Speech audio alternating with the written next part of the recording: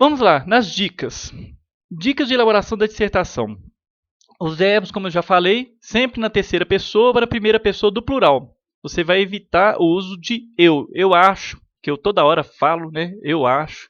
Né? Não, você vai falar nós percebemos, né? Ou então percebe-se. Tenta colocar também, às vezes, em pessoal, né? Que fica mais bacana. Outra ideia também é a linguagem formal. Você não pode ficar utilizando gírias, ditados populares, clichês, jargões, chavões, né? A esperança é a última que morre. Não fique colocando gírias também, né? Porque as gírias ela empobrece o texto, né? Quando a pessoa coloca gírias, ou então utiliza uma linguagem assim que não é muito formal no seu texto, né? Quando a pessoa ela conclui o texto com uma gíria, né? Ou então com um clichê, ela acaba empobrecendo a argumentação dela, né? Então sempre tome cuidado com isso. É, outra coisa é o sentido literal ou denotativo. O que significa isso? Você não vai ficar utilizando o sentido figurado, né? Sempre as palavras têm o significado que elas têm ali no dicionário, né? Você utilizar uma palavra com outro sentido, você já não está numa dissertação. Isso é poesia, né? Ou então um outro texto, né? Uma crônica. Mas quando você está fazendo uma dissertação, você tem que utilizar o sentido literal. Não adianta você ficar pegando o sentido figurado, sem falar que, se você coloca um sentido figurado, você pode cometer uma falácia. Falácia é isso, é um erro argumentativo, né? Quando você tenta dar uma ideia de verdade, na verdade você coloca uma ideia de verdade, mas é uma falsidade, né? Você está tentando mascarar uma mentira, né? Então isso é um tipo de falácia. Então tome cuidado com esse sentido literal e denotativo, que eles têm que estar presentes no seu texto, né? Os períodos eles devem ser objetivos e claros. Você tem que observar sempre a pontuação. Eu sempre brinco porque a vírgula, por exemplo, ela é a diferença entre a vida e a morte, né? Lembra daquele caso que muito falado na internet, em aulas de português, né? Não lembro mais exatamente a situação, mas uma pessoa que ia ser morta e a outra e foi mandar perguntar para o chefe lá se ia matá-lo ou não. Aí ele escreveu assim: não mate, né? Não mate. Só que aconteceu? Ele ficou sem saber se ele estava dizendo não mate ou não mate, né? Quer dizer, se você coloca uma vírgula no meio, significa não mate, né? Ou seja, não deixe viver, mate. Ou então, se você não coloca a vírgula, significa não mate, né? Ou seja, é a diferença entre a vida e a morte, essa vírgula. E assim por diante. Tem vários exemplos anedóticos na internet, né? Então, a pontuação é importantíssima para a compreensão do texto. Então, depois que você terminar o seu texto, volte, leia uma vez, leia duas vezes. Isso aí é fundamental para que você vá bem no concurso, né? Outra coisa é o tamanho e a estrutura do texto. Evite parágrafos muito longos, né? Porque os parágrafos muito longos, eles acabam deixando cansativo, né? Cansativa a leitura, né? Então você, quando coloca um parágrafo longo, você acaba perdendo o seu argumento, você perde o seu próprio raciocínio, né? Outra dica importantíssima é você evitar esses achismos que eu já falei, né? Você tem que utilizar argumentos que foram reconhecidos ou argumentos que podem ser reconhecidos, mas nada de achismos. Mesmo que você coloque alguma coisa que seja uma opinião, tente colocar de uma forma bastante objetiva, né? Como se não fosse sua opinião, né? Como se aquilo ali realmente fosse uma coisa consensual. Aí beleza, aí dá para você, às vezes dependendo da situação, tá faltando argumento, aí você coloca lá. Mas evite ao máximo. Os achismos eles são muito prejudiciais numa redação. Na dúvida sobre a escrita de uma palavra, você deve substituí-la por sinônimos. Por quê?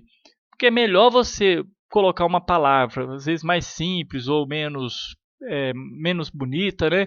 Mas você colocá-la de forma correta, do que você colocar uma palavra que você não tem certeza da sua escrita. Se é com S ou com Z, né? Se é com X ou com S, etc. Então, quer dizer, se você está na dúvida, né? Você não escreva essa palavra. Melhor não escrever do que você colocar uma palavra que você vai achar que vai ficar bonito no texto e no final das contas você vai perder ponto.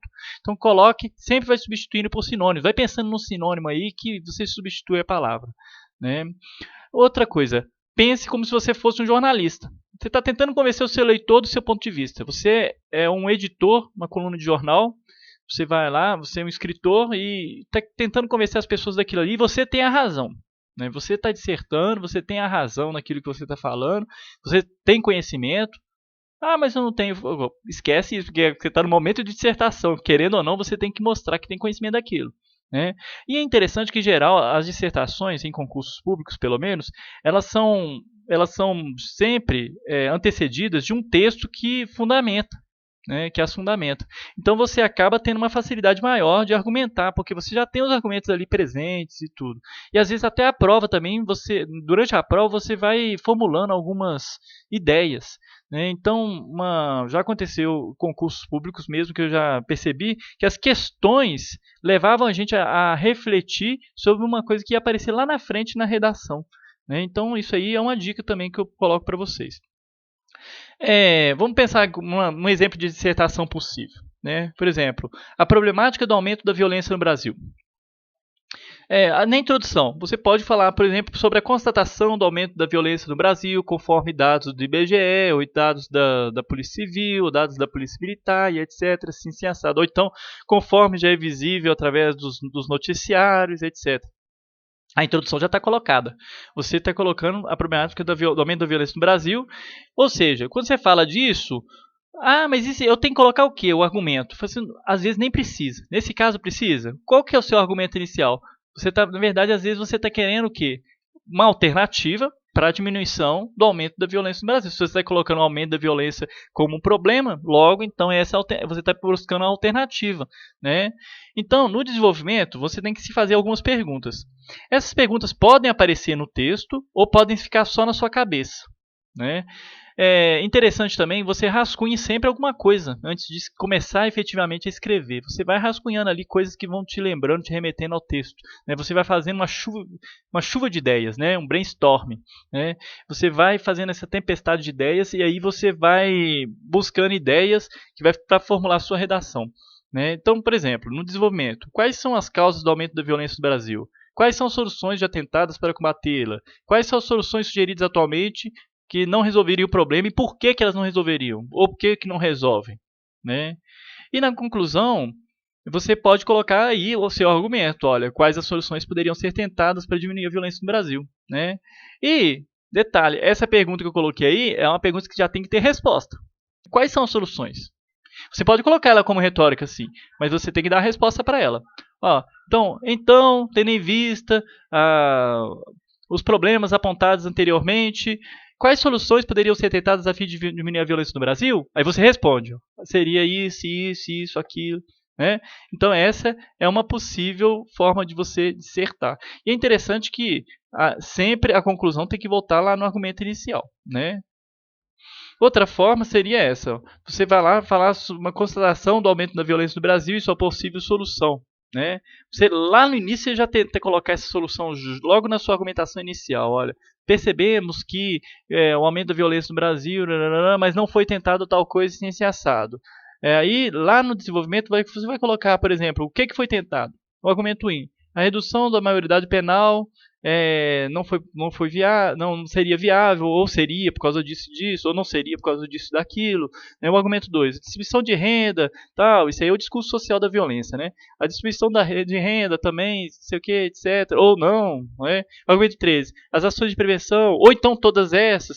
A questão é, professor, mas você não está dando a resposta. Pois é, isso que eu estou falando. A dissertação, você que tem que formular essa resposta. E a conclusão, essas ações poderiam contribuir para a diminuição da violência, porque, então, ou seja, nesse caso aqui, a pessoa colocaria os 3 argumentos como soluções. Ele não está colocando nenhum argumento isolado, né? E você poderia elencar, enumerar vários argumentos aqui. Agora, tome cuidado também com a quantidade de argumentos. Às vezes você coloca argumentos demais e você se perde no raciocínio. Às vezes uns 3 argumentos já são suficientes, já dão para poder fazer uma boa redação, né? Então, gente, eu espero ter ajudado, espero ter contribuído um pouco mais, né, com o conhecimento na área. Se você tiver alguma dúvida, crítica ou sugestão, eu aceito de bom grado, né, que é um prazer contribuir um pouco mais, né, e até a próxima aula. Muito obrigado.